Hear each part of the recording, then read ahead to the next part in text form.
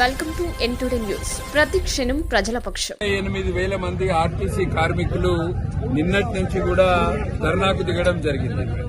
గతంలో ఉన్న బీఆర్ఎస్ ప్రభుత్వము ఆర్టీసీ కార్మికులకు అనేక హామీలు ఇచ్చింది. అప్పుడు తెలంగాణ మొత్తం కూడా ఆర్టీసీ కార్మికులు దాదాపు 50 రోజుల కంటే ఎక్కువ సమ్మె చేసింది. అప్పుడు ప్రభుత్వము వీళ్ళని పిలిపించింది ఆర్టీసీ కార్మికులకు, వీళ్లకు హామీలు ఇవ్వడం జరిగింది. కానీ ఏ ఒక్క హామీని కూడా నెరవేర్చలేదు. వాళ్ళ కాంగ్రెస్ ప్రభుత్వం అధికారంలోకి వచ్చింది.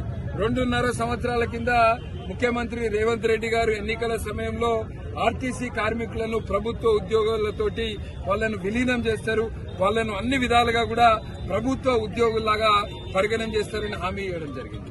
ఆర్టీసీ కార్మికులను ఇవాళ ప్రభుత్వ ఉద్యోగులుగా చేయలేదు. రెండోది, ఆర్టీసీ కార్మికులకు 2 సార్లు ఇప్పటి వరకు రెండు పీఆర్సీలు అమలు చేయాల్సిన అవసరం ఉన్నది. వీటి మీద తెలంగాణ అంతా కూడా ఆర్టీసీ కార్మికులు ధర్నా చేస్తున్నారు.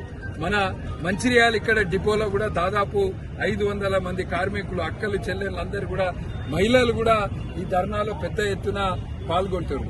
అయితే ప్రభుత్వం దీని దారి మరలించడానికి మేము 29 డిమాండ్లు ఒప్పుకుంటాం, కానీ ఈ 2 డిమాండ్లు మాత్రం ఒప్పుకుంటున్నాం. వీళ్ళు అడిగే ప్రధానమైన డిమాండ్ ఆర్టీసీ కార్మికులను ప్రభుత్వ ఉద్యోగులుగా చేయాలి. ఈ డిమాండ్ అమలు చేసేంత వరకు కూడా భారతీయ జనతా పార్టీ ఆర్టీసీ కార్మికులకు మద్దతు తెలుపుతుంది. 2 పీఆర్సీలను కూడా వెంటనే అమలు చేయాలి. ఎందుకంటే ఆర్టీసీ కార్మికులు చాలా రిస్క్ తో కూడుకున్న పని ఇది.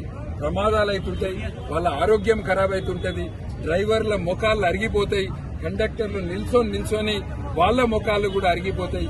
ఇటువంటి రిస్క్ తోటి కూడుకున్న పని ఆర్టీసీ కార్మికులు చేస్తున్నారు కనుక ఆర్టీసీ కార్మికులు అడిగే డిమాండ్లను వెంటనే నెరవేర్చాలని మేము భారతీయ జనతా పార్టీ తరఫున డిమాండ్ చేస్తాం.